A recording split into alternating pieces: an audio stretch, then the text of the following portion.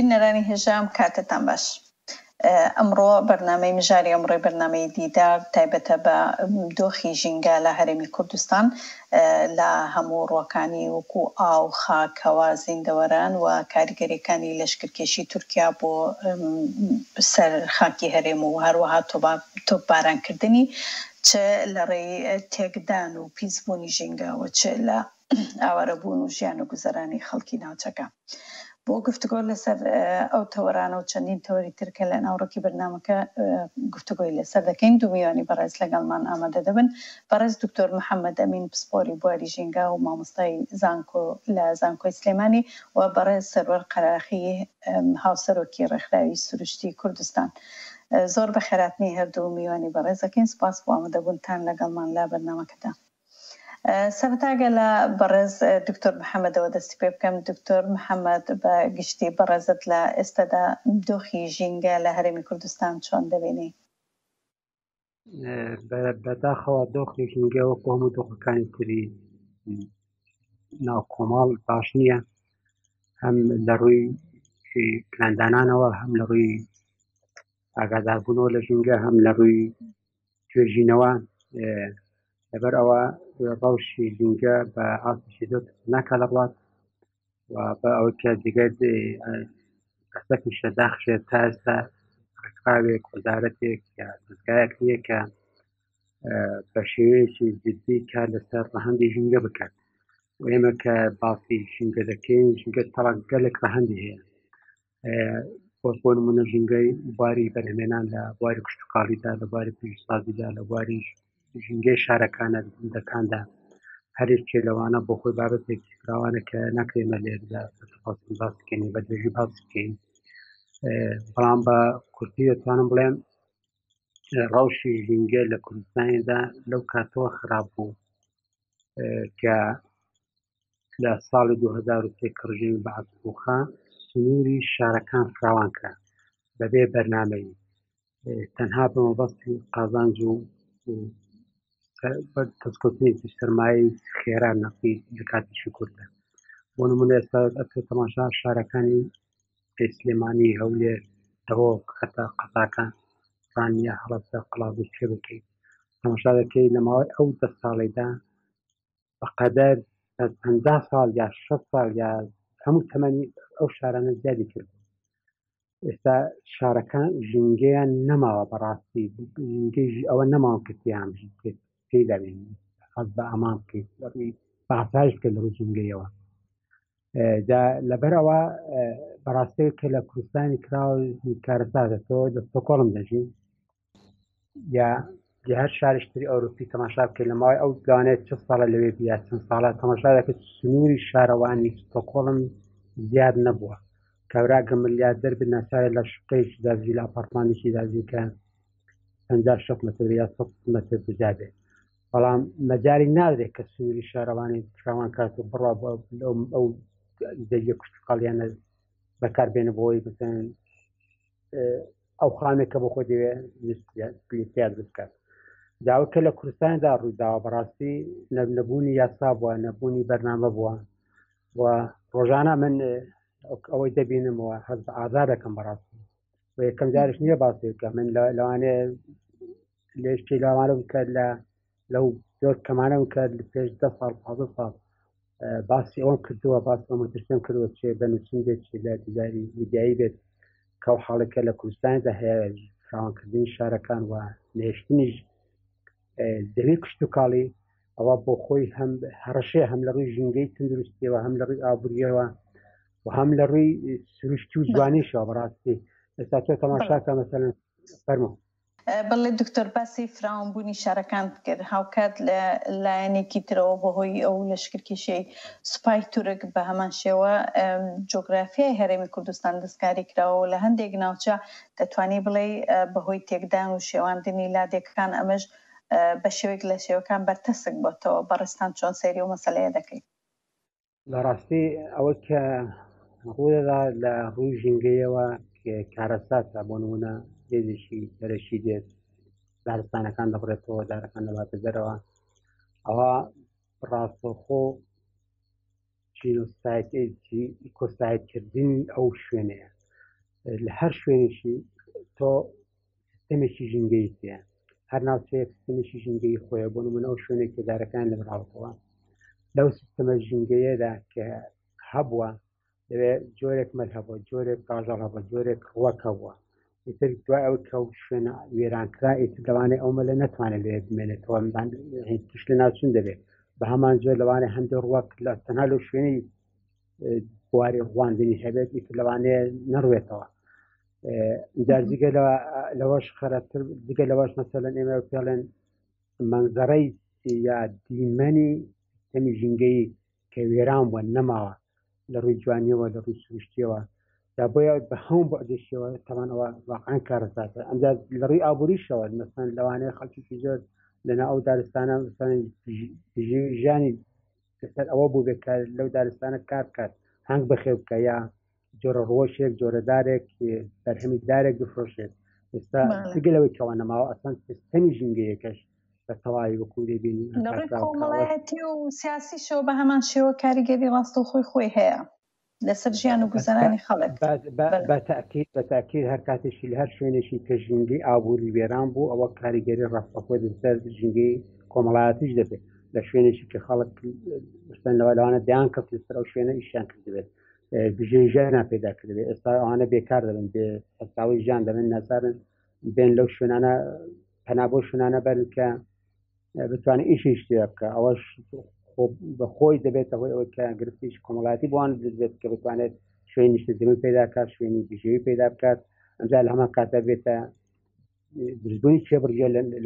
لە ڕووی شوێنی نیشتەجێبوون لە ڕووی شوێنی کار بەڵێ ڕاستەوە کاریگەری دەکەم ئابووریان کۆمەڵایەتی دروست دەکات. بەڵێ زۆر باشە. ئەگەرەمەوە بە لای بەڕێزت با بچینە لای بەڕێز سەروەر. بەڕێز سەروەر بەڕێزت وەکو هاوسەرۆکی ڕێکخراوی سروشتی کوردستان هەوڵ و کارەکانی ئێوە بە تایبەتی لەم دواییانە بۆ بڕینەوەی دارەکان چی بووە؟ ئەوەی کە من بینیم لە بڵاو کرابەوە لە تۆڕە کۆمەڵایەتیەکان گوایە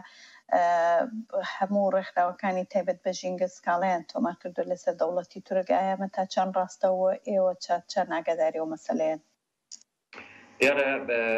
سڵاو بۆ تەواوی بینەران و سڵاو بۆ میوانەکەشتان. ینی پێش ئەوەی کە ئێمە باسی بڕینەوەی درەختەکان بکەین لەو ناوچانی کە ئێستا جەنگی لێ پێویستەکە ئێمە باسی ئەو بردومانە بەردەوامانە بکەین کە لەلایەن فڕۆکە جەنگیەکانی تورکیاوە بەدەیان ساڵەکە بەردەوامی هەیە و هەروەها لەلایەن تۆپخانەکانی وڵاتی ئێرانیشەوە کە بەردەوام ژینگەی ئاو هاو خاک و زیندەوەران ڕوبەڕووی مەرگ و لە ناوچوون دەکاتەوە. و ئەو بابەتی بڕینەوەی درەختانە بەپێی بدۆداچوونی ئێمە بۆ ماوەی زیاتر لە ساڵێکە کەمە بەردەوامی هەیە لەلایەن سوپای داگیرکەری تورکیا لە باکووری کوردستان تەنها بۆ ڕێگە درەختەکان دەبڕدرێتەوە، بەڵام لە باشووری کوردستان لە هەموو ئەو شوێنانەی کە دەوڵەتی داگیرکەر با بڵین ئەو شوێنانیان ئەو خاکە داگیر ئەکات لە دوای خۆیەوە لە ڕێگەی چەند کۆمپانیاوە درەختەکان دەبڕێتەوە کەمەش لە 3 دەواازە ئەم کارە ئەکات. و دیارە بڕینەوەی ئەم درەختانە وەک دکتۆریش ئاماژەی پێکرد یعنی ئیکۆسایتکردنی ژینگی کوردستانە، چونکە ئێمە چی بۆ ئێمە وەکو کورد و جگەلەوە وەکو هەموو نەتەوانی تریش کە لە ناو خاکی باشووری کوردستان دەژین و هەروەها لە باکوور و لە ڕۆژئاوا و لە هەموو وڵاتانی کە دراوسێ ئێمن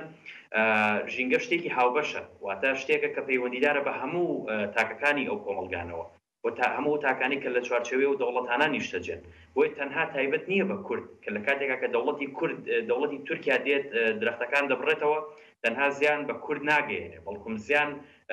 بە نەتەوەکی خۆشی دەگەێنێت. و دیارە لە فترەکانی زەمەنی ڕابردووە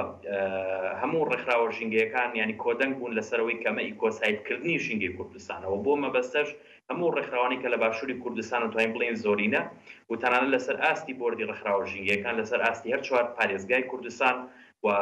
هەموو نیگەرانیان ڕاگەیان و ناڕزاییان ڕاگەیان و چوونە پەرلەمان و لەوەیە داشتی ناڕزاییان گەیان و جیا لەوە سکاڵای یاساییش تۆمار کراوە دژی ئەو دەستدرێژیانی دەوڵەتی تورک بۆ سەر ژینگەی کوردستان. ئەو سکاڵای دراو بەکوێ؟ ئایا بە حکوومەتی عێراقی یاخود بە پەرلەمانی کوردستانیان بەکوێ؟ نا دیارە لەناو ئەو بەیانانە تاکید لەوە کراوەتەوە کە هەموو با بڵێ سەرۆکایەتەکان لە باشووری کوردستان و هەروەها لە عێراقیش کە پێویست ئەکات بەدەم ینی ڕێگری بکرد لەو دەستدرێژانی کە دەکرێتە سەر خاکی کوردستان و سەر ژینگەی کوردستان بەڵام جیالەوە نزیک بە 50 ڕێکخراوی ژینگەی و پارتی ژینگەی لە باشووری کوردستان سکاڵیان لە UN تۆمار کردووە و لەوێ سکاڵاکەیان گەیاندووە لە ماوەی ئەم هەفتەی داهاتوە دەبێت کە وەڵام بدرێنەوە بەڵام تا ئێستا جارە هیچ وەڵامێک نییە. زۆر باشە بچینەوە لای بەڕێز دکتۆر محەممەد بەڕێزت باسی زەرۆر و زیانەکان لە ڕۆی پشتکاڵیەوە کردەوە هاوکات تا چەند مەسلەی ئەو تۆپبارانانە و لەشکرکێشەیە کە تورک کردوێتی بە هەمان شێوە کاریگەری لەسەر هەوا دەبێتن کە ئەمەش ڕاستەوخۆ کاریگەری لەسەر تەندروستی نەک تەنها خەڵکی ناوچەکە بەڵکو لە تەواوی هەرێمی کوردستاندا دەنە بە تایبەتی خۆ دەزانی کە لە ڕووی تەندروستیەوە خەڵکێکی زۆر ئێستا بەهۆی پیسبوونی ژینگەوە تووشی نەخۆشی درێژخایان هاتووە. بەتاکێت ناوەی سەرەکی بۆ لینگە هەیە ئاو هەوا و خاک کاتێک خاک تووشی پەلامار دەبێت بە تارەیە بە تۆپ ئەوە دەبێت تۆ خاتە پێ بێت بە تایبەتی کە ئێستا ئەوچەکانی بەکارێت لە ڕووی ژینگەیەوە زۆر کەس ناکەن مادەشیمیان تێدا واتەندیشان ئەوە کە مەسەن لە زەنجی ئاخر لەگەڵ عراق بەکاراتە ئەو بۆمبانەی هەشێت ئەوەی تێدا بێت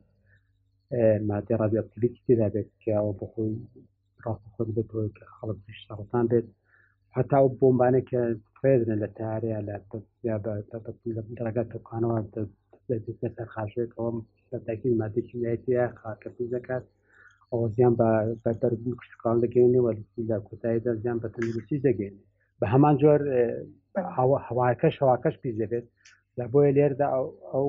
تۆپبارانە ئەو قسانە کە بەردەوام لە کوردستانی هەکرێت بەڕاستی زیان بەخشە ترسناکە هەم بۆ ژینگەی زیندەوەرانی تێ هەم بۆ ڕووە کەم بۆ ئینسان پرسیار ئەوەیە کە چی بکرێت بۆی کە ئەو حاڵەتە ئەو کە من پێڵێن تڕۆرکردنی ژینگەی کوردستان ئەمڕۆستێت بەڕاستی ئەوە کە ئێستا ئەو شەڕێکی ئێستا لە کوردستاندا هەیە شەڕێکە شەڕی تۆرە لە هەموو ڕوویەکەوە و لەوانە تۆڕی ژینگەی کوردستان کە بابەتی سەرەکی وێ لە ئێستادا هەڵبەتە ئەوەی کە سەرەر باسی کرد بوونی ئەو ڕێکخراوانە و چالەشی ئەوانە و خەمخۆری ئەوانە بۆی کە بتوانن ئەو حاڵەتی کە لە کوردستاندا دروست بە ئەو هێرشەی کە ئەو تڕۆڵێکە ژینگەی کوردستان تووشی بۆ لەلایەن دەوڵەتانی بەروبەرەوە بکەنە کەیسێک و بتوان داتا کۆ بکەنەوە ئەو زۆر زۆر گرنگە و بتوان بکەنە کەیسیش یاسایی لە ناوەندا ڕێکخراوە جیهانیەکان وەکو UN نیشتی ئەوروپا و هەتا لە ڕێگای حکوومەتی عێراقەوە دەوڵەتی عێراقەوە ئەو کەیسانە بکەن بە کەیسیشی ناودەوڵەتی بەڕاستی چونکە تۆ کە تەماشای جغرافیای کوردستانی بکەین بە درێژایی سنوورەکان لەوێ ژینگەی ژیانی تیان نەماوە هەم لە ڕووی ئیکۆلۆژیەوە هەم لە ڕووی ئاسایشەوە بۆیە ئەو حاڵەتەی کە دروستبە تەنها باوەڕکە پەیوەندی نیە تەنها بە خەڵکی کوردستانەوە وەختێکی کە خەڵکی کوردستانی ژینگەی ژیانی نەما کە تێدا بێ ئەو خەڵکە ناچار دەبێت کە کۆچکە بۆ وڵاتانی ئەوروپا ئەمریکا ئەوەش بۆ خۆی دووبارە دەبێتە مشکلەیە گرفتێک وڵاتانێک کە کۆچی بۆ دەکەن بۆیە ئەوڕۆ هەر گرفتێکە لەسەر ئاستی ژیان لەسەر ئاستی وڵاتێک دروست دەبێت کە کوشندە بێ وەکو کە لە کوردستاندایە تەنها مەربوط نابێت پەیوەنددار نابێت بە سنوورێکی دیاریکراوی جغرافیەوە بەڵکو دەبێتە مشکلەیەکی ژیانی بۆیە مەبەستم ئەوەیە کە چەندێک زیاتر ئێمە کار بکەین بۆی کە ناوەندە جیهانیەکان لەسەر گرفتانە ئاگادار بکرێنەوە هۆشدار بکرێن کارێکی باشە و دەستخۆشی لە برادرەش دەکەم ئەوانێت توش دەکەم کە لەو بوارانەدا کار دەکەنەوە ئەو گرفتێکی هەیە هەوڵ بدەن بگەنە ئەو ناوەندانێکە واقعان دەتوانن بڕیارێک بدەن یا کار بکەن بۆی ئەو حاڵەتێکە لە کوردستاندا هەیە ئەو تڕۆری ژینگەیکە لە کوردستاندا هەیە بۆستێنێت بە جۆرە لە جۆرەکە. بڵێ بەڕێز سەروەر بەڕێستان تا چەند پەیوەندیتان لەگەڵ ڕێکخراوەکانی تری ژینگە هەیە یاخود هەوڵتانداوە بۆی ئەو خاڵانەیە خاڵە گرنگانەی کە بەڕێزت باست کرد لە ڕووی جینۆساید لە هەموو ڕووەکانەوە لەسەر خاکی هەرێمی کوردستان هەیە و بە تایبەتی لە بواری ژێنگا. ئایا کارەکانی ئێوە لەو بوارەدا چیە یاخود بەرنامە و پلەنتان چیە لە داهاتوودا دەتانەوێت چی بکەن لەو مەجاڵە؟ من دیارە ئەگەر هەموو ڕێکخراوەژینگەکان لە هیچ شتێکا کۆک نەبن دەبێت لە پرسی داگیرکاریەکان و لە پرسی لە ناوبردننی ڕووبەرە سەوزایەکان لە باشووری کوردستانە کۆک بن وەوە جێگەی خۆشحاڵیشەکە ئێمە لە فتری ڕابردوو ئەوەمان بینی و لەسەر ئاستی هەموو بۆردەکان چکە لەو بۆردانی کە لەسەر ئاستی پارێزگاکان دروستکراوە نوێنەری زۆرێک لە ڕێکخراوە چالاکەکانی تایە و لە کۆی ئەم با بڵێن بۆردانش کە لەسەر ئاستی پارێزگاکانن بۆردی ڕێکخراوەژینگەکانی کوردستان پێکەێنن وەکەوە ئاماژەم پێکرد هەموو ئەمانە نیگەران و ناڕەزان لەسەر ئەم دەستدرێژانی کە دەکرێتە سەر خاکی کوردستان و دیارە ئەمانش بەڕاستی بەردەوامیە بێ بەڵام ئێمە لە فترەکانی ڕابردووە ینی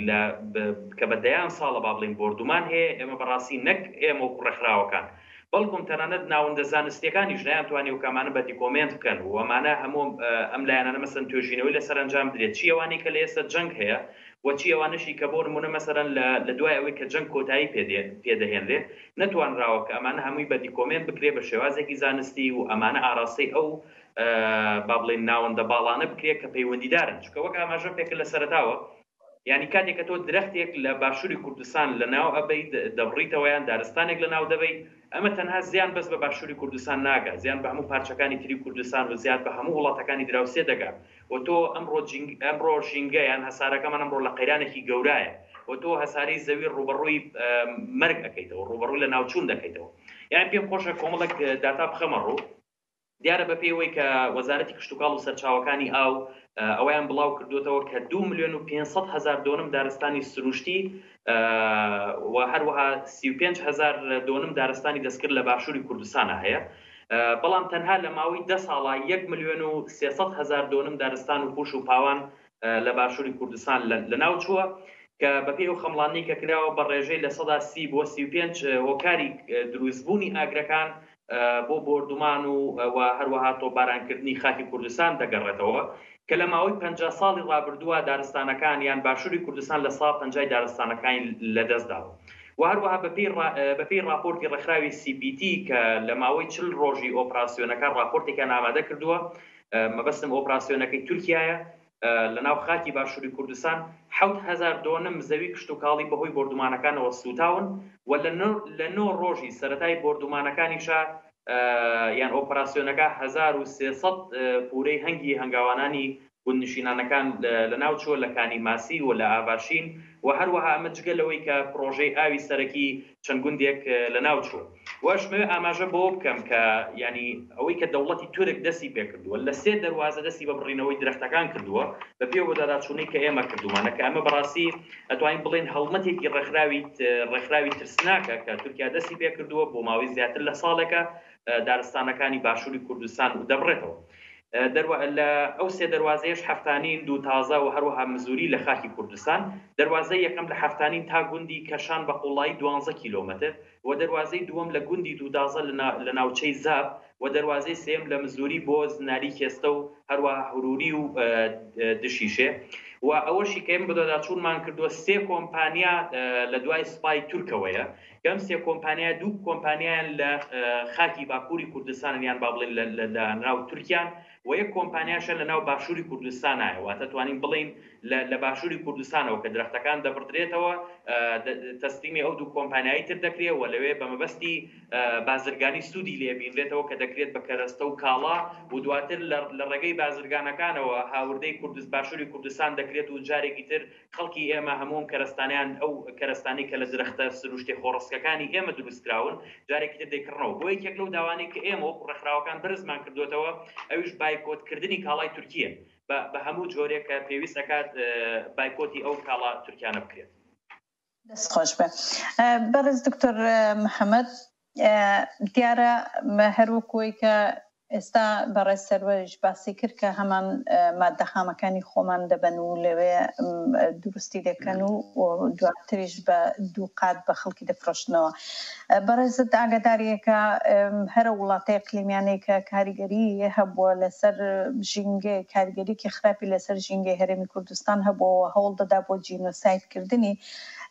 گەلی کورد لە هەموو ڕۆکانەوە لە ڕووی ژینگە سیاسی نەتەوەی یاخود هەموو بوارەکانی تر زمان کللتور،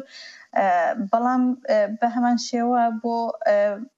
کۆمپانیەکان و بژانەوەی ئەو کەرتی کشتتوکاڵی بە تایبەتیان کەرتەکانی تر پەناجارێکی تر بۆ هەمان ئەو وڵاتە ئەقلیمیانە دەبن کە ئەوان بەشدارن یاخود ڕاستە و خۆدایانێت جینۆسایدی گەلی کوردکەن. بەڕای بەڕێزە دەمە تا چەند چ لە ڕووی سیاسی، چ لە ڕووی نەتەوەی، چ لە ڕووی ئابووری کاریگەری دەبێ یاخود جۆرێک لە جۆرەکان شەرعیەتدارە بۆ جینۆسایدێک کە وڵاتە ئەقلیمیانە دەیکەن؟ بە تاکیدەوە کارەساتەوە کە لە کوردستان ڕوودەدات بە هەموو بەعدێکی بە هەموو ڕاندێکی سیاسی، ئابووری، کۆمەڵایەتی، حتا هەزری کاتیشی وڵاتێک دێت تۆ داگیر دەکات ژینگەی ژیانی تۆ وێران دەکات واتە وا لەو خاکرێکە کە ئینسانی کو نەتانێت لەو شوێنە بژدارێکی تر ئەمجار پەلاماری فەرەنجیش تۆ دەدا پەلاماری قەوارەی تۆ دەدا لە هەمان کاتیشدا تۆ دەچی بۆ بژین ژیانت بۆ ئەو کەرزانێک کە ڕۆژانە پێویستە پەنابۆی دەبیکە لێ بکڕێت واتە ئەو پارە داراییکە تۆ دەموچەوەری دەگریا لا شوێنشتوە دەگریێ لێ بۆ وڵاتێک بۆی کە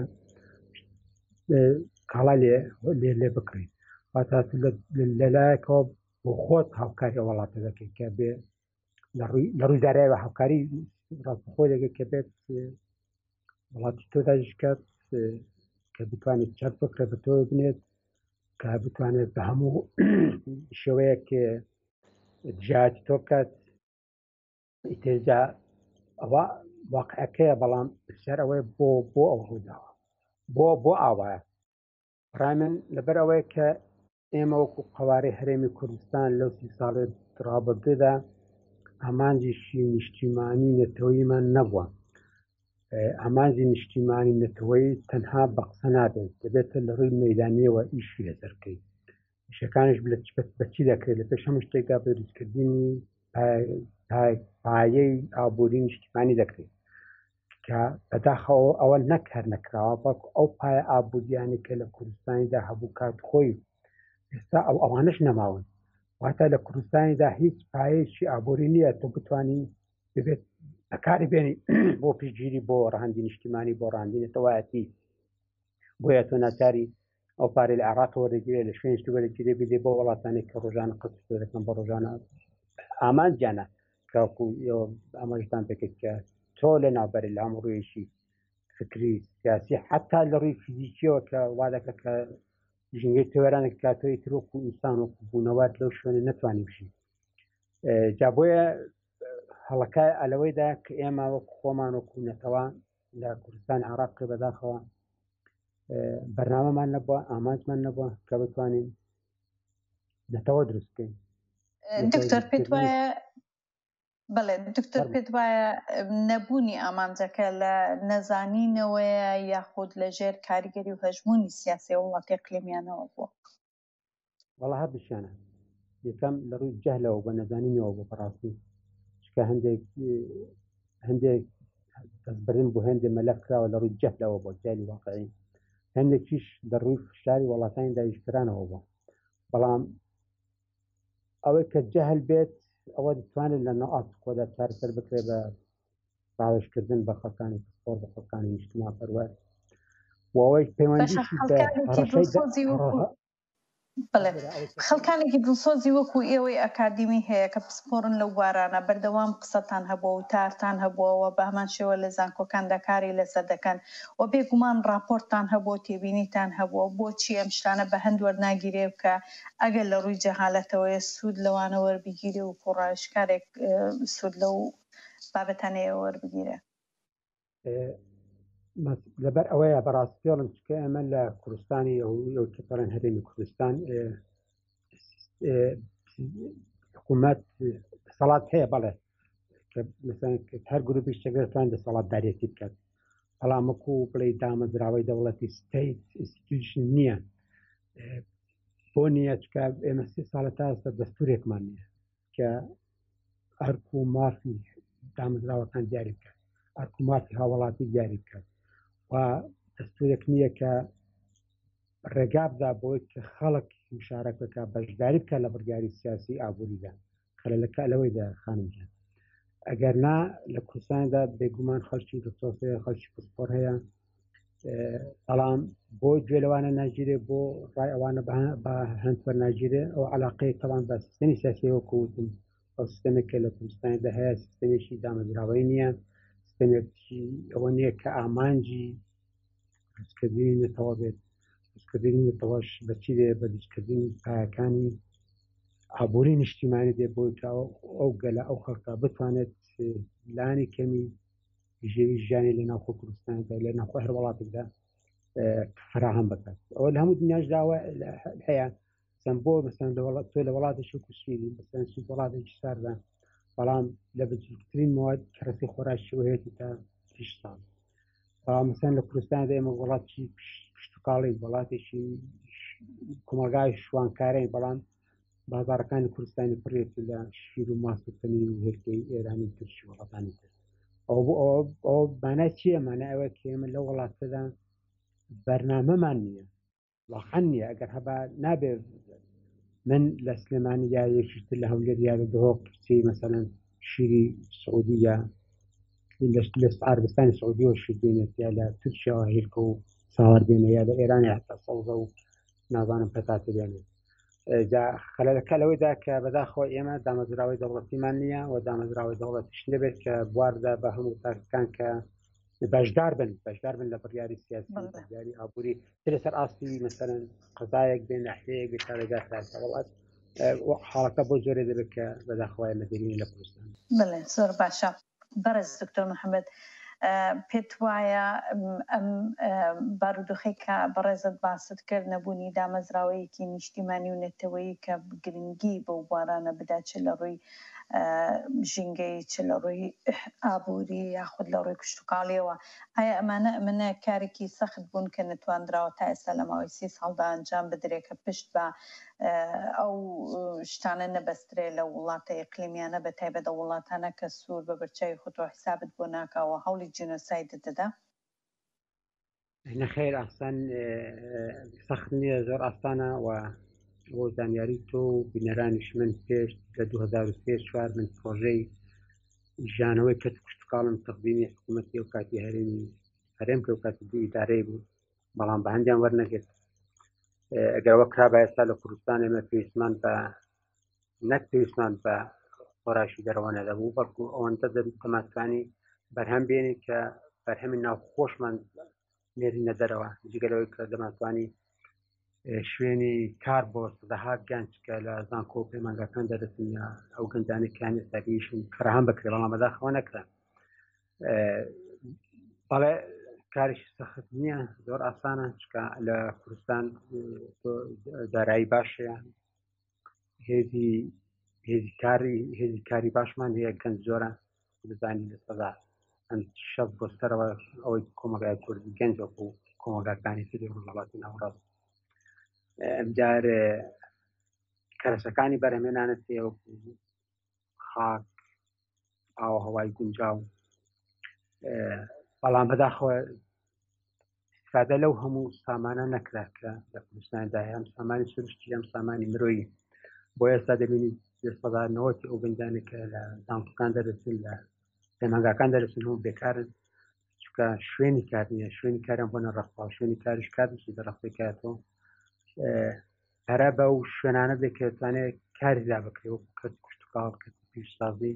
بەڵێ سەرەتادا ئێمە دەبێت دەست بکەین بە پیداکردنی شوێنی کار لە بواری کشتتوکاڵ چکە بەشی زۆری خەڵکی کوردستانی دەتوانێت لەو کەرتەیدا کات کە چکە ئاشنایی هەیە لە کشتتوکاڵ و دیگە لەوەش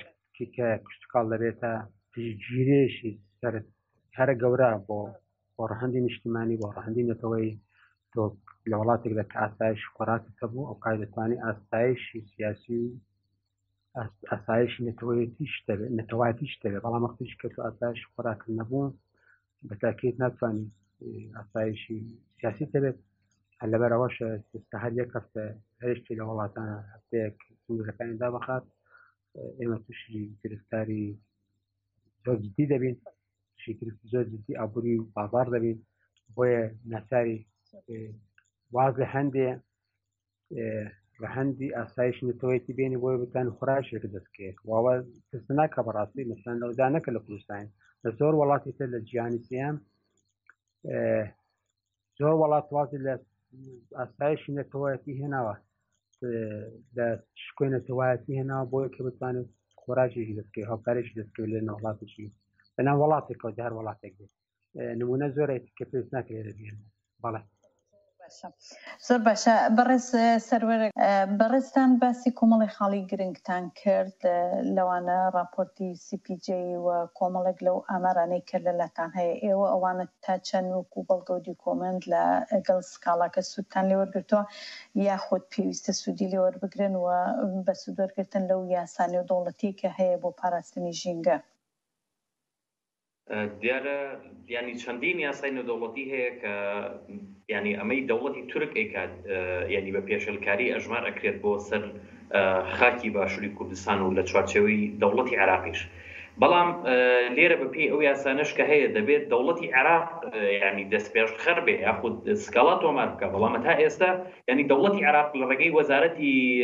دەرەوەی نەیتوانیوە کە بۆ مەسەلەن سکاڵا تۆمار بکە تۆش کاتێکە دەوڵەتێکی خاکەکەت داگیر ئەکرێت و ژینگەکە دوێران ئەکرێت و زیندەوەرەکان لە ناو ئەبرێت و خەڵکەکەت ناچار بە کۆچی ژینگەی ئەکرێت ینی هیچ جۆرە سکەڵاکی خۆت ناگەیەندی وەکو دەوڵەت کۆمەلگەی نێودەوڵەتی چی بە تۆ بڵێ بەڵام سەرڕای ئەمەش کە ینی دەوڵەت وەکو عێراق مەبەستم کەم تەرخەمە یاخود بێباکە بەڵام لە هەمان کاتاوەکەوەی کە لە سەرەتاوە ئاماژەم پێکرد ینی ژینگە شتێکی هاوبەشە ینی تەنها پەیوەدیدار نییە بەو خەڵکەی کە لە چوارچێوەی ئەم دەوڵەتە وەکو عێراق دەژی یان لە چوارچێوەی خاکی باشووری کوردستان دەژی بەڵکوم شتێکی هاوبەشە بە تەواوی هەساری زەویەوە بۆی لەمەشا دەبێت کۆمەلگەی نێودەوڵەتی بەڕاستی بێدەنگ نەبێت و لە ئاستی ئەو پێشێلکاری ژینگانی کە دەکرێتە سەر ئەم خاکە بۆی لەم چوارچێوەیە بەڕاستی هەوڵ درراوە لە ڕێگەی بەڕێ سەروەر پرسیارەکەی منەوەیە تا چە پێ دوایە وەکو هەموو جینۆسایدەکانی تر کە پێشتری ژێستە دادگای باڵای عێراق هەیە کە داوای ئەو کەسانە دەکا کە پێشتر بەشداریان لە جینۆساید کردو بەڵام هەرێمی کوردستان دەیپارێزێ تا چەند نەبوونی هەڵوێستی هەرێمی کوردستان لەسەر ئەو پێشێلکارانی تورکیا کاریگەری لەسەر سیاسەتی عێراق بووە و ئەگەر کاتێک هەرێمی کوردستان کە پاساو بێنێتەوە بۆ لەشکرکێشیانێک کە تورکیا دەیکا و هەڵوێستی نەبێ ئایا حکوومەتی عێراقی دەتوانێت چ بکە ینی هەرێمی کوردستان با بڵێ حکومڕانیەکی بنەماڵەی حزبیە یعنی ئەوەی کە لە باشوورە هەیە باشە و بۆیە ینی کە کاتێک تۆ بۆ نمونە چی شتێک لە بەرژەوەندی بنەماڵەکەت بەیانی ئەوەکەی بەنسبەت بنەماڵەی بارزانی یان پارتیەوە ئەوەی کە گرنگە بەڕاستی تەنها بابەتی پارەیە ینی هیچ شتێکی تر گرنگ نییە بەلایەوە نەخاک گرنگە بەلایەوە نە ئاو گرنگە بەلایەوە نە هەوا گرنگە بەلایەوە نە خاک گرنگە بەلایەوە هیچ شتێک گرنگ نییە بەلایەوە تۆ تەماشا بکە یعنی دەوڵەتی ئێران 100% ئاوی بەنداوی دەربەنیخانی گرتوتەوە باشە و هەروەها بە هەمان شێوە تورک بە هەمان شێوە ئاوی گرتوتەوە ینی با بڵێن حکوومەتی هەرێمی کوردستان هیچ جۆرە نیگەرانەیەکی نەگەیاندوە هیچ جۆرە ناڕەزایەتیەکی نەگەیاندوە هیچ جۆرە یادداشتێکی نەداوە شاندی حکوومەتی هەرێمی کوردستان بە سەرۆکایەتی وەزیری کشتتوکاڵ و سەرچاوەکانی ئاو لە ئێرانە لە هیچ یەکێک لە بەیان و بڵاوکراوەکانیان تەنها یەک نیگەرانی یەک ناڕەزایەتیە نیگەیاندوە بە حکومڕانی ئەوێ بەسەن بە پێچەوانەوە داوای لە کۆمپانیەکانی ئەوێ کردووە بێن بۆ باشووری کوردستان لێرەش بەندهاو دروستن لە کاتێکا تۆ دەوڵەتی ئێران هەموو ئاوەگەی لە تۆ گرتوتەوە بۆی ئەمەی کە لێرە گوزارێت وەکوی دکتۆریش بە ینی باشتر و بە فراوانتر ئاماژەی پێکرد لێرە بەڕاستی شتێک نییە بە ناوی سیستەمی حکومڕانی ینی ئەوەی کە هەیە با بڵین تەنها چەند حزب و چەند بنەماڵن کە لێرە حکومڕانی دەکەن بۆی ئەمانە بەڕاستی بێباکن بەرامبەر بە هەموو ئەوەی دەگوزارێ ئەمە ئامانەی کە لە بەردەستی ئێمە ئاماری زۆر مەترسیدارن یعنی من حەز دەکەم مەسەن لەسەر بۆردومانەکان بەتایبەت یعنی ئەو بخەمە ڕوو کە بەپێی ئاماری وەزارەتی پێشمەرگە لە ساڵی 2015 تا کۆتایی ساڵی 2019 پای تورکیا 609 هەر جار هێرشی ئاسمانی و 555 جاریش لە ڕێگەی تۆپخانەکانی و هێرشی کردوە سەر خاکی کوردستان دەزانی بە چەندە ئامارێکی مەترسیدارە دەزانی بەپێی ڕاگەیەنراوەکانی پەکەکە نزیک بە سەروی 6 جار سوپای داگیرکەری تورکیا چەکی قەدەغەکراوی کیمیایی بەکارهێناوە يعني لێرە هیچ کەسێک قسە ناکات، یعنی هیچ ڕێکخراوێک لەسەرەمە قسە ناکات، یعنی حکوومەت هیچ جۆرە نیگەرانەیەکی نییە. بەڵام لە هەمان کاتان لەو لاوە دەبینی بۆ نمونە سوپای تورک پێشمەرگە ئەکوژێت و شەهیدی دەکات. لێرە یەکسەر سەرۆکایەتەکانی هەرێمی کوردستان کە با بڵێن بەدەست پارتی و یەکسەر ئامادەن بۆ بڵاوکردنەوەی بەیاننامە بەبێ هیچ جۆرە لێکۆڵینەوەیەک بەبێ وەرگرتنی با بڵێن لایانی بەرامبەر کە هەرچەندە پەکەکە ئەوەشی ینی ڕەت کردوێتەوە کە ئەوان هەسابن بە شەهیدکردنی ئەو پێشمەرگانە، بەڵکومەوان یەکسەر دەستی تۆمەت بۆ ئەوان درێژ دەکەن. بۆیە ئەمە بەڕاستی دەکە دەگوزارێت لە باشووری کوردستانیانی شتێکە کە پەیوەندیدارە بۆ نمونە مەسەڵەن بە دەوڵەتی تورکەوە کە دەوڵەتی تورکیش لەناو دیکۆمنتەکانیان کە بۆ پەرلەمانی تورکیا ئاراستەیان کردووە پارەی تایبەت دیاری کراوە بۆ حکوومەتی هەرێمی کوردستان بۆی شەڕی بە دیاریکراویش بۆ پارتی بۆ ئەوەی کە شەڕی پەکەکەی پێ بکات. بۆی لە کاتێکا کە تۆ پارەت وەرگرتۆ لە بەرامبەرەمە، لە کاتێکا کە تۆ ڕێکەوتنامەی 50 ساڵیت هەیە، لە کاتێکا کە تۆ هەموو بازاڕی کوردستانت تەنیوە بە کاڵای تورکی، یعنی تۆ چۆن ئەتوانی کە بۆ نمونە مەسەڵەن ئەسڵەن ڕەعد هەبێ، ئەسڵەن ناڕەزایی هەبێ، ئەسڵەن نیگەرانیت هەبێ، ینی ناتوانی لە ڕاستیە. بڵێ بڵێ زۆر باشە. بەڕێز دکتۆر محەممەد، بەڕێستان چۆن سەیری ئەو خاڵە دەکەن کە بەڕێز سەربەر ئێستا باسی کرد، بە تایبەتی ئەو پیشەلکارانەی کە دەوڵەتی تورک دەکاوە بێدەنگبوونی حکوومەتی هەرێم وەرگرتنی پارە لە بەرامبەر ئەو هێرشانەی کە دەیکا واتە تەرخانکردنی بودجێک لەلایەن دەوڵەتی تورکیاوە. ئەمە لە ڕووی نیشتیمانیەوە و لە ڕووی نەتەوەییەوە بەڕێزت چۆن سەیری دەکەیت؟ یەکەم ئەو هێرشانێک کە تورکیا دەکا بۆ کوردستانی عێراق 30 ساڵە بەردەوامە تازە نییە. ئەمجار ئەو هەواڵێک کە سەرۆر باسی دەکات دیاریکردنی بودجە ئەوە بۆ خۆی کارەساتێکێکە وڵاتێک کە وڵاتێکی تر بودجێدانێت بۆی کە بتوانێت وڵاتێکی تاژیر کات، بێت گرنگەی ترۆر کات، بێت هەڕەشە لە ژیان و ئاسایشی ئەو خەڵکەی بکات بە تاکیدەوە لە ڕووی نەتەوەییەوە لە ڕووی نیشتیمانیەوە دەبێ هەڵوێستەی لەسەر بکرێت، دەبێ ڕایگشتی لەو مەترسی ئاگادار بکرێتەوە و ئەمجارش کاری هەر تاژێکی گەلی کوردستانە و هەر ڕێکخراوێکە و هەر کۆمەڵ و گروپێکە کە ئەمڕۆ دەنگی هەبێ، ڕای هەبێت، چالاکی هەبێت و دەسەڵاتدارانی هەرێم ناساکە کە ئەوانە ئیتر لە ئاست ئەو پێشێکی کاریانەی کە ڕۆژانە دەکرد سەر ئاسایش خەڵکی کوردستانی، کردن سەرژینگی کوردستانی، کرد سەر ئاتاعاتی کوردستانی هەڵوێستی هەبێت، ڕای هەبێت. بۆ نمونە لە ماڕ ئەو هێرشانێک کە تورکیا دەکات دارستان دەبڕێتەوە، چەشنیایی بەکاردێنێت. پێویستە حکوومەتی هەرێم ئەگەر پەیوەندیەکانی دەرەوەی ئەگەر ئەوانش نەتوانن لە ڕووی هەر بە هەڕوویەک بێت نەوێرن بە کوردەکەی بەر تورکیا بڵێن و لە عێراق دەتوانرێت ئەو کوردانی کە لە عێراقن لەسەر ئاستی عێراقی ڕۆڵێکیان هەبێت. بۆ نمونە ڕۆڵی سەرۆککۆمار چییە ئەگەر نەتوانێت چێندش خواردووە کە چێندی خواردووە کە بەرگری کە لە بەرژەوەندی خەڵکی کوردستانی لە بەرژەوەندی خەڵکی عێراقی و ئێمەشتا ئێستا عێراقی باشە بۆ بێدەنگە وەزیری دەرەوەی عێراق کە کوردە ئەوش باش ئاگادار ئەو بۆ بێدەنگە ئەوە پێمان دەڵێ بەڕاستی بە خەڵکی کوردستانی دەبێت چێ نوێنەرایەتی ڕاستەقینی خەڵکی کوردستانی کە سپێنێ لە بەغدا و لە ناوەندە جیهانیەکان ئەو کەسانی کاوای ئێستا لە مار ببوورە کۆمەڵێک پەرلەمانتاری عێراقی هەڵوێستیان هەبووە داوای لیژنەیەکی بێلایەنیان دەکرد، دیارە لیژنەیەک چوە سەردانی کردو بەڵام پیان وا بۆ لیژنەیەکە بێلایەن نییە و بە گرنگیان نەزانی کە لیژنەیەکی بێلایەن هەبێ بۆی بتوانن متمانەیان پێ بکرێ و ڕاستیەکان بخەنە بەردەمی حکوومەتی عێراقی تا بتوانن فشار لەسەر حکوومەتی عێراقی دروست بکەن بۆ هەڵوێست وەرگرتن لە بەرامبەر دەوڵەتی تورک. بەڵام ئەوە ئەگەر لەسەر ئاسی هەندێک ئەندام پەرلەمان ئەگەر کرابێت باشە، هەراوەڵێک بکرێت باشە، بەڵام ئەوە بە ئەندازەی کافی نییە، ئەوە نییە کە ڕەزامەند بێت. ئەوە دەبێت لەسەر ئاستی ئاسایشی نەتەوەیی عێراق کە سەرۆکایەتەکە کە کورتێکیان لەشێک لە بەسەر سەرۆکایەتەکانە دا لە بەشەکانی تری سەرۆکایەتیش پەرلەمان بێت ئەوەی تر بێت ئەنجومەنی وەزیران بێت عێراق کورد بەشدارە چ بۆ وەزیر چ ئەندام پەرلەمان.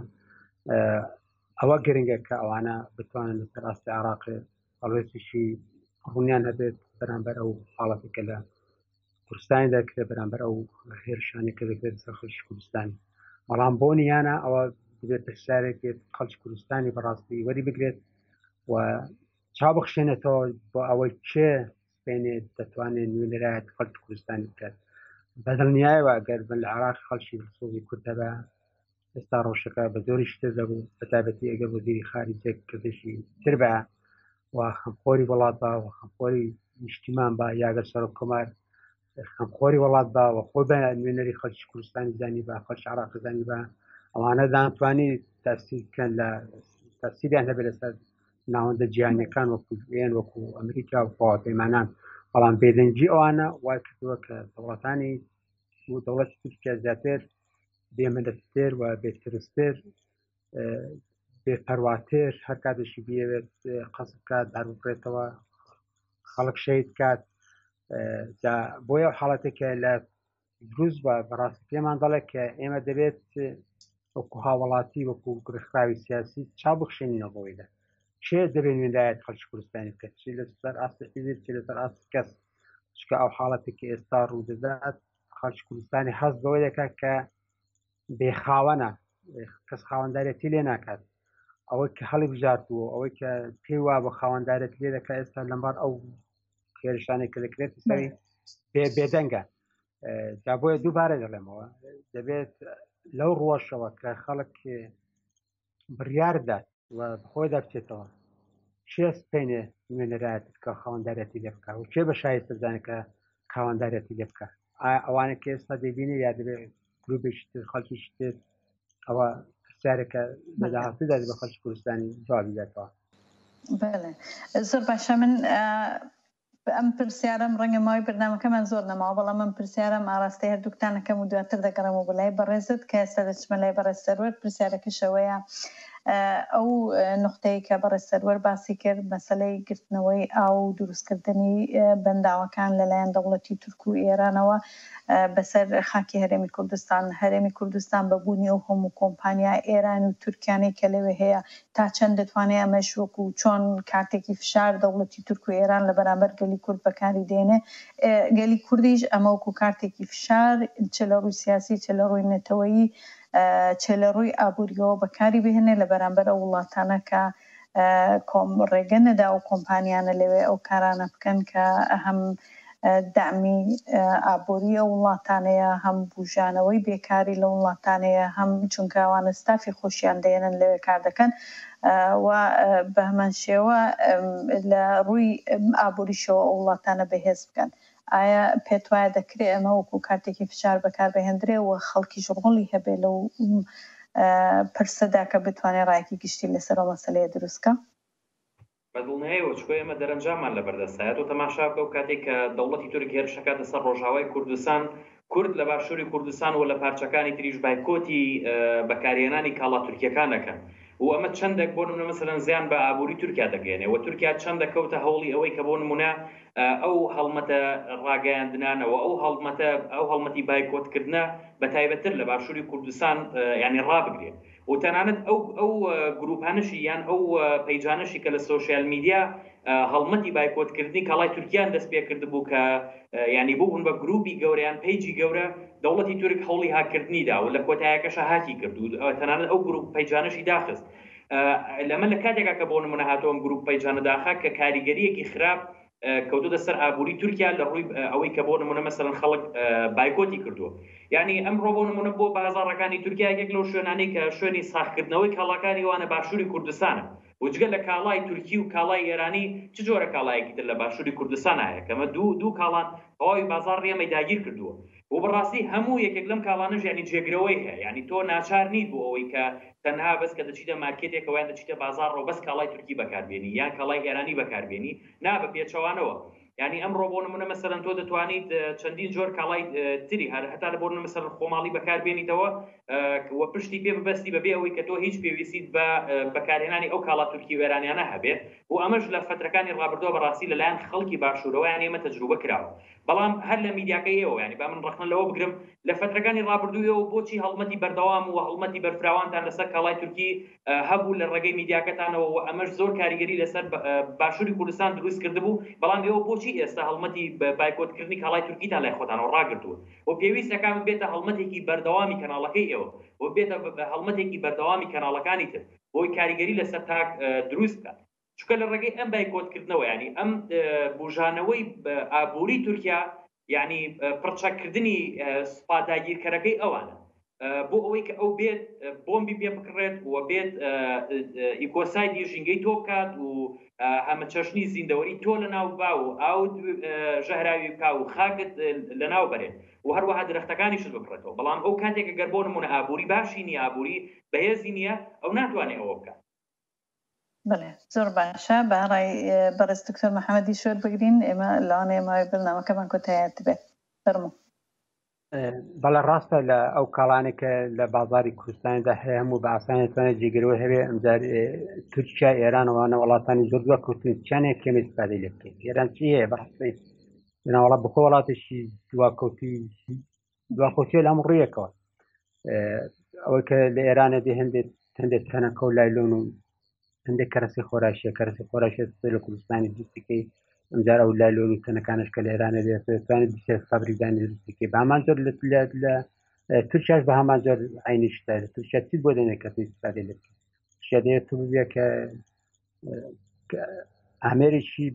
بەکاربەر بۆ کاڵاکانی بەڵێ لە کوردستانیدا دەتوانرێت ئەو کاڵانێک کە لە ئێران و تورکیا وڵاتانێتەوە بەشی هەرە زۆری لە کوردستانی بەرهەم بێ و ئەمەکو لەسەر تاوتم بەڵێ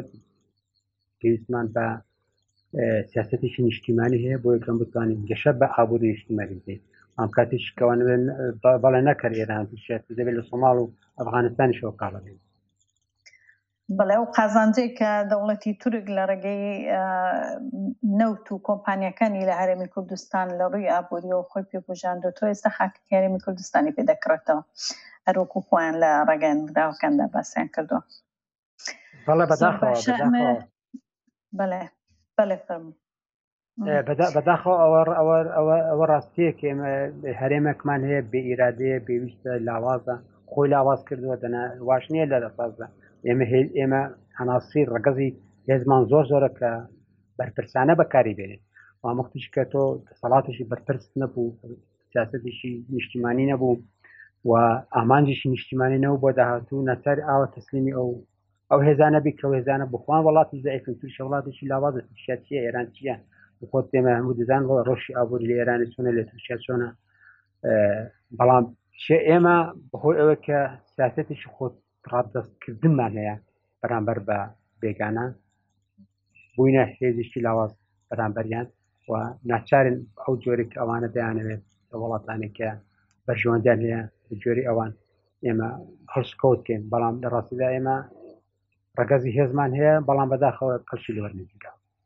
بڵێ زۆر باشە ئەگەر شتێکت هەبێ بە کورتی هەرێکە لەیەوە دەتوان لە ماوەی نیو دەقەدا شتێکتان هەبێ و نەچووبینە سەری بتانەوێت لە ڕێگەی و بەرنامەیە باسیکەم فەرموو. وەڵام من هەم پێیان بۆ ناوەندەکانی هەم ئەکادیمی وەزارەتی کشتکاڵ بۆ ڕێکخراوەکان ئەوەیە کە لە کوردستانیدا بەرتایەک دروست بکرێت بۆ تۆمارکردنی مێژووی سیستەمی ژینگەی لە کوردستانیدا لە هەر ناوچەیەک بۆ نمونە تۆمار بکرێت چەند مەلەیە چەند ڕووەکێ چەنددار هەیە بۆ کە ئێمە مێژوویەکمان هەبێت دوای 10 ساڵی 50 ساڵی تر ئێمە لە چی ئاسیشی لە ئاسێکدان لە ڕووی سیستەمی ژینگەیەوە کراوە بە کەڵک دەبێن لە ڕووی ئابووری سیاسی ژینگەی جوانی ئیلە ئاخری. سپاس. زۆر سپاس بەڕێز سەرور. لە کۆتاییەوە بڵێم یعنی تۆ تەماشا بکە بۆ نمونە وڵاتێکی وەکو ئێران لە ناو خۆی وڵاتەکەی خۆیە باشترین جۆری خۆراکی هەیە بۆ ناو خۆی وڵاتەکەی خۆی بەڵام هەمان ئەو خۆراکەی کە هەناردەی ئەکات بۆ وڵاتەکەی تۆ یان بۆ خاکەکەی تۆ هەمان ئەو خۆراکە نییە کە لە ناو خۆی وڵاتەکەی خۆی هەیە بەڵکو خۆراکێکی جیاوازە یاخود کەرەستەیەکی جیاوازە چکە تۆ بەکاربەری یعنی ئەو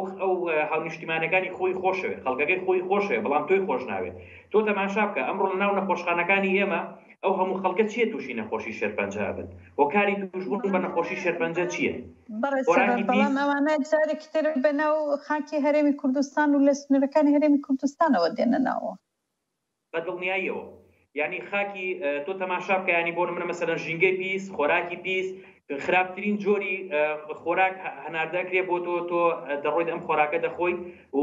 بنزینی خراپ و هەوای خراپ و ئاوی خراپ یعنی هەموو شتێکی خراپ لە ناو باشووری کوردستان هەیە هەموو ئەمانە کاریگەری لەسەر تەندروستی تۆی هاوڵاتی دروستەکە بۆیە من لێرەوە پەیامم بۆ تەواوی هاوڵاتیانەوە یعنی ئەگەر تۆ ینی دڵت بۆ خاکەکەت ژان ناکات دڵت بۆ درەختانە ژان ناکات دڵت بۆ ئاو ژان ناکات دڵت بۆ ڕووەک بۆ ئاژەڵ بۆ گیانەوەرەکان ژان ناکات دڵت بۆ تەندروستی خۆت ژان بکە بڕۆ ئامارەکانی شێرپەنجە وەربگرە بڕۆ ئامارەکانی نەخۆشیەکان وەربگرە کە بەهۆی پیسبوونی ژینگە بەهۆی ئەو دەستدرێژانەی کە دەکرێت سەر ژینگە بەهۆی هەبوونی ئەو هەموو خۆراکە خراپەی ئەو وڵاتانەی ئێران و تورکیا کە دژمنی تۆن کە خاکە داگیر ئەکەن بزانە ئەمانە چەندێک بۆ مەسەر کاریگەریان لەسەر تەندروستی تۆ دروست کردووە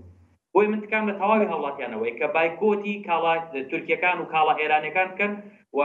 بەڵکوم ڕوو لە بەرهەمەنێو خۆیەکان بکەن و جێگەی خۆشحاڵیشە بەتایبەتر لە دوای ئەوەی کە بۆ نمونە بایکۆتی کاڵای تورکی دەستی پێکرد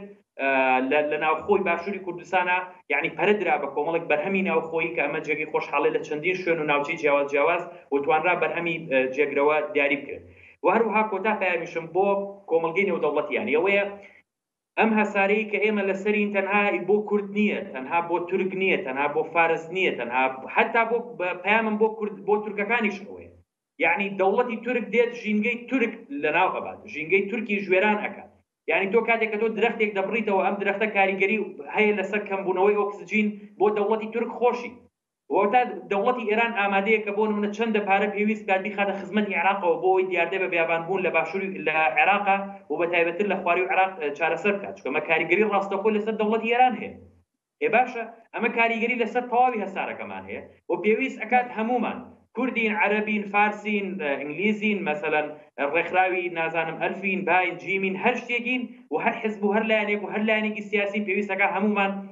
یەکدەنگ بین و یەکڕەنگ بین لەسەر ئەوەی کە ئەمە پێشێلکاریە بەرامبەر بەژینگەکەمان و پێشێلکاریش بەرامبەر بەژینگەکەمان پێشێلکاریە بەرامبەر بەژیانمان و پێویستەکات ئەمی کۆسای دەژینگەیە لەلایەن هەردوو دەوڵەتی داگیرکەوە ڕابگیرێت زۆر باشە زۆر سپاس بۆ هەردوو میوانی بەڕێز دکتۆر محەممەد ئەمین پسپۆری بواری ژینگە و مامۆستای زانکۆ لە زانکۆی سلێمانی و هەروەها بەڕێز سەروەر قەراخی هاوسەرۆکی ڕێکخراوی سروشتی کوردستان سپاس بۆ ئامادەبوونتان و زانێریەکانتان بە هیوای ڕۆژێکی خۆش زۆر سپاسدانەکەم بینێرانی هێژێمە لێرە هاتینە کۆتایی بەرنامەکەمان تا بەرنامەیەکی تر و کاتێکی ترم کاتەوە هەموو کاتێکتان هەر شاد و سەرکەوتوو بن.